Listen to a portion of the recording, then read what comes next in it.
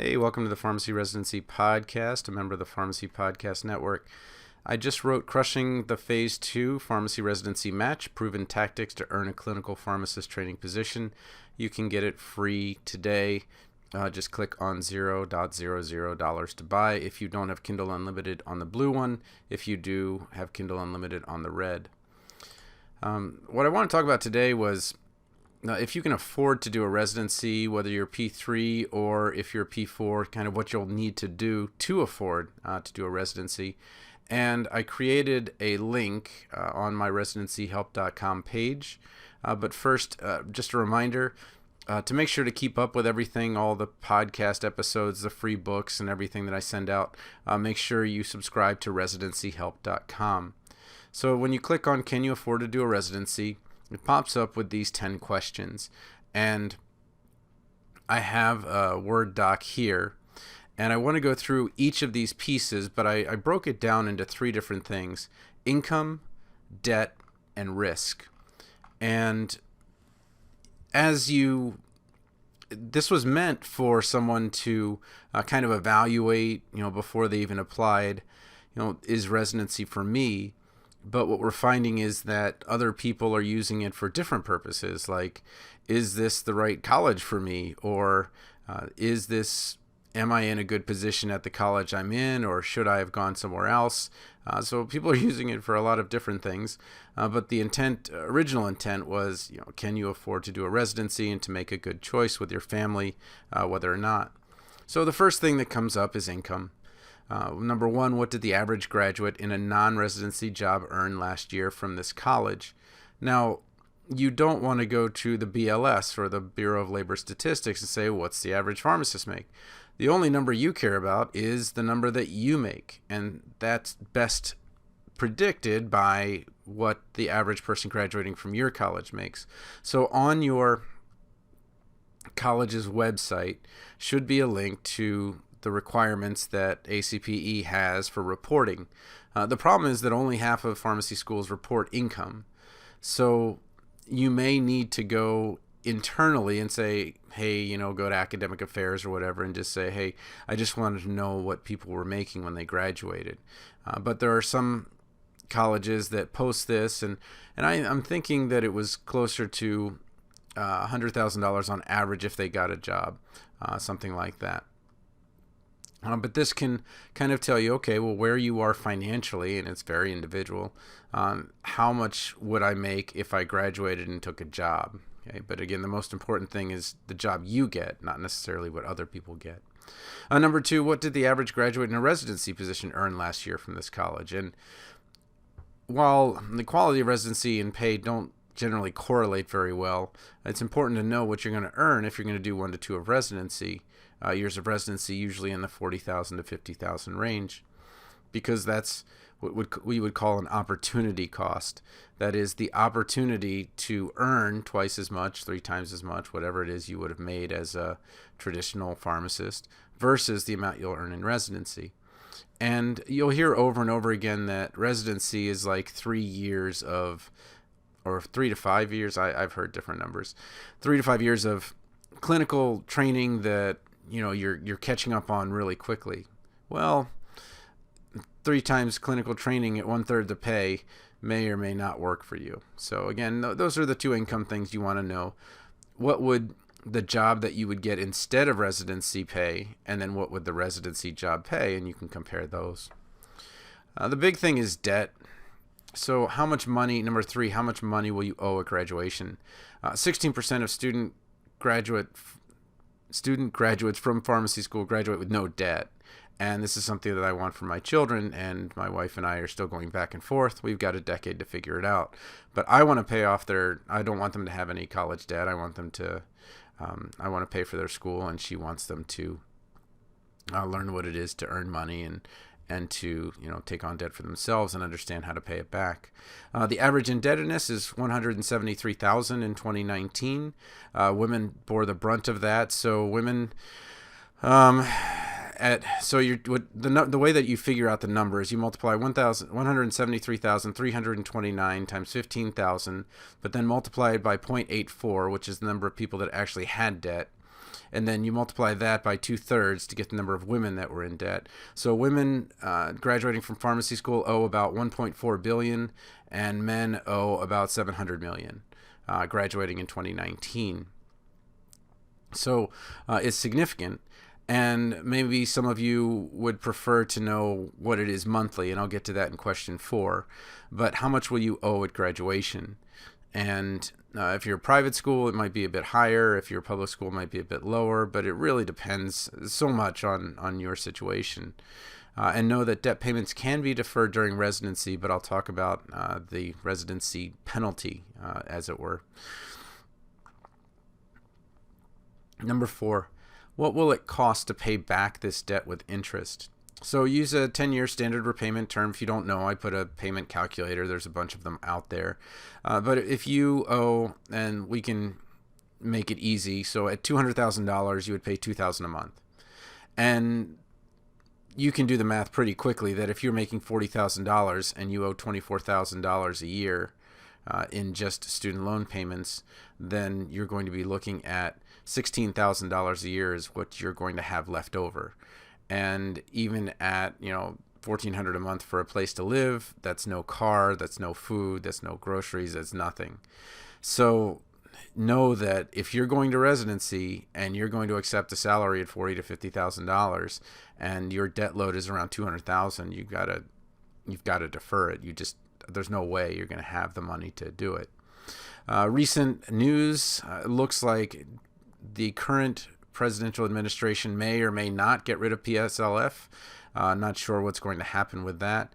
And then, of course, the candidates like Bernie Sanders want to eliminate debt altogether. Can't really tell you what's going to happen, but I can tell you that it would be good to know what your repayment's going to be. Okay. Number 5, depending on where you are in school, you want to know if the tuition price is going to go up as you go through school. So most schools, regardless of the fact that pharmacy salaries are going down, continue to increase their tuition. Though that's not always the case. One school had slashed prices on tuition, I want to say about $15,000 or $20,000 a year. So tuition is truly a number that a school just makes up. And the federal government is happy to pay or provide you with the loan no matter what the size of the debt that you'll get into. But make sure that you adjust the expected debt in number 3 and number 4 based on the increase from past years. So some colleges will lock in tuition prices, others don't. So you want to make sure that if you're saying, okay, well, what will I graduate with in debt? You know that you're adding that 2 or 3% that schools add each year, or are you locked in? And then if you've going to do a residency, make sure you add the interest from those 1 or 2 years of deferment. So not only are you deferring the loan, but some of your interest will accrue. And I've seen it from like $10,000 or $15,000 that you'll have an additional interest because you did the residency. So risk number 6 through 10. So this is kind of something that we look at on the pre-pharmacy side as best we can, but the data is so poor that it's really hard to make good decisions.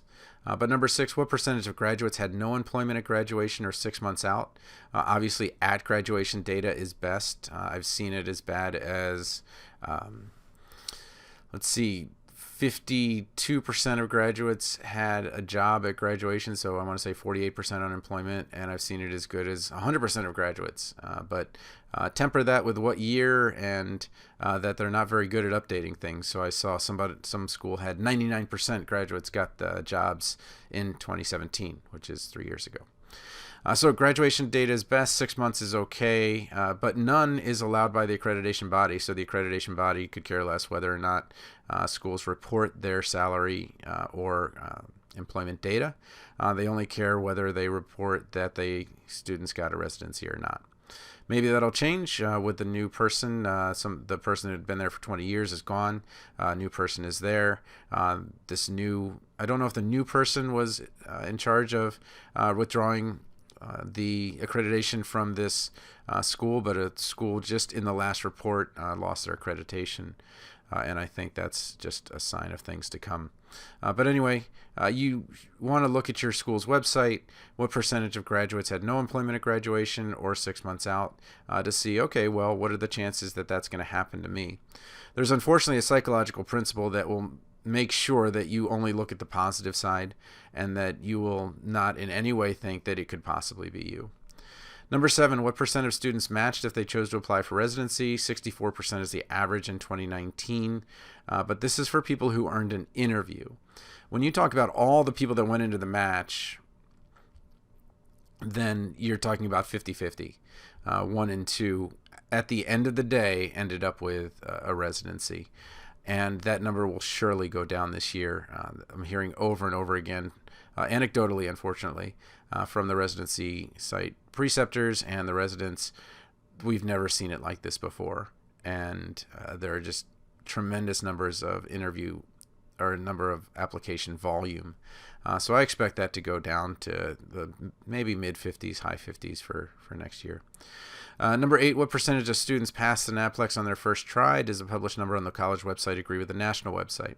So first of all, did they pass it on the first try? The reason that matters is because in your contract and in ASHP accreditation, although they made an exception for the CPJE for that debacle out in California, you not passing the NAPLEX on your first try may actually lead to you losing your job opportunity that you got a contract for, because there's no shortage of people that will take that job.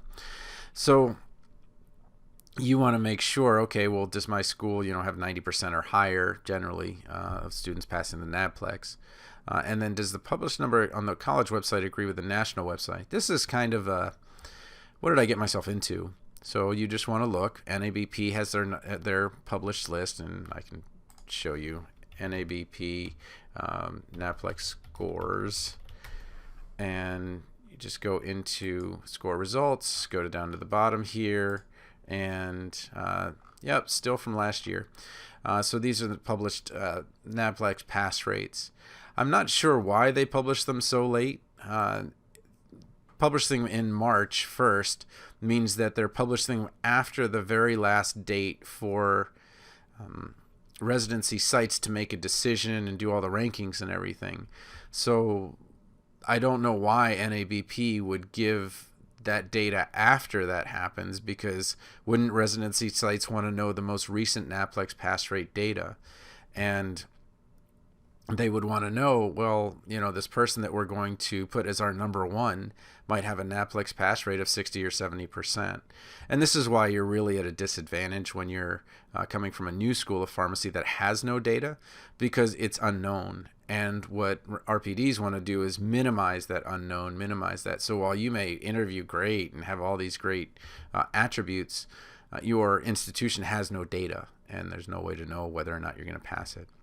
And then does the published number on the college website agree with the national website? You can go to certain colleges of pharmacy and their websites and they'll say, we were better than the average over the last 3 years, but they haven't updated the website since 2012. And this is true. And so the website data doesn't agree with it. ACPE in no way polices the websites. It's clear. I'm going to do a podcast episode on this later, but the misinformation, or what I want to use is the absence of information, is unprecedented. And you can't compare apples to apples, because one website will have, well, we had employment rates of 99% in 2017, and then another website will have absolutely no jobs data. And you're just like, well, how do I make a decision? It doesn't matter. Students are just applying to 2 schools, and they're just picking the best of those 2. And generally, they're going to schools that are really close to them. That's all going to change soon, as ACP has made the decision to get rid of early decision. And what that'll actually do is, boy, this is a tangent. What it's actually going to do is possibly make tuition go down, because right now there are so few applications going into pharmacy schools that there's just not much competition. And what will happen is, if you increase the number of applications, that applicants start casting their net a little wider, they might pit pharmacy school against pharmacy school, pushing down tuition prices. Like, look, I want to go to your school, but this school over here is telling me they're going to give me a scholarship each year of $10,000. What can you do for me? But I know for a fact that pharmacy students just don't do that, and they're just not going to do that. Their parents will, or their parents might. My dad did, but anyway, that was a tangent. Okay, so you just want to make sure, was your school honest with you? Was the website agree with the NAPLEX score? Sometimes they do, sometimes they don't. Number 9, what percentage of students pass the MPJE on their first try? Most people look at the NAPLEX, completely forget about the MPJE, and find out the hard way that the MPJE is a lot worse off than the NAPLEX scores. And then, of course, does the published number on the college website, if they publish it at all, which they usually don't, agree with the national website. So where do you find it? Friend Google, and MPJE scores, and there's a similar one. Let's see, MPJE. Oh, I think you have to put in NABP. Yeah. Okay, let's see. MPJE score results. You go down here and download the passing rates, and you go down here and find that the average passing rate is 83%. So a little bit lower, about 6 percentage points lower. But you also see kind of devastating numbers. There's a couple that were just like brutal. I mean, there's 70s and 60s. Could have sworn I saw something in the 50s. Yeah, there's one in the 50s, and then I thought there's another one that just made 60%, another 50s, another 50s. So yeah, it's not unheard of to be in the 50s and 60s with the MPJE, so something to just be very careful of. And then number 10, what percentage of students graduated? So while there is no formal definition for a diploma mill, a high graduation rate with low test scores, low employment, and or residency match rates is obviously a red flag. So if 99% of students graduated, but half the students got a job, or half the students passed the MPJE or whatever it is, then you know that maybe it would have been good if they had maybe held them back a year so they could have gotten the knowledge that they needed. Some schools I've heard, I haven't seen this, but will actually pay for that redo year. And that would be actually one of the most fair things that they could do to those students or for those students. So anyway, but let's kind of review income. So can you afford to do a residency? Well, what is your income potential when you look at the residency? Is it worth the residency penalty plus the opportunity cost of the money that you would have had in a non-residency job? 2, the debt. What are you looking at? Again, women are looking at about $1.4 billion. Men are looking at $700 million in debt. But what matters is your personal indebtedness, and the average is $173,329, and then smaller for public, higher for private. What will it cost to pay back this debt? So just to give you an off-the-cuff number, if you owe $200,000, it's going to be $2,000 a month. So that might be a little bit daunting if you're, make the math easy. If you're making $44,000 a year in residency and you have to pay $24,000 a year in loans, you have $20,000 left. And then we didn't even take into account taxes and things like that. Number 5, will the tuition price go up? So make sure that you know what you're going to pay and what the actual debt's going to be. Make sure that you're at a school that's likely to get employed. You may or may not be. It's just something that people don't look at when they go in. I know I've been advising pre-pharmacy students for over a decade. What percentage of students matched? Make sure you use the rate that, again, the 64% is if they got an interview.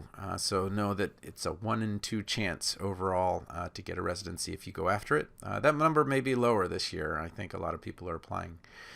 Percentage of students pass the NAPLEX. Well, you'll never psychologically be able to put yourself in the group that didn't pass the NAPLEX, nor would you want to aim at that. Know that quite a few students don't pass the NAPLEX, but even more students don't pass the MPJE. And remember, these are independent events. So if your school has a 90% NAPLEX pass rate and an 80% MPJE, you're rolling a die and hoping not to hit a 10 out or a 1 out of 10, and then you roll that die again and you're hoping not to hit a 1 or 2 out of 10.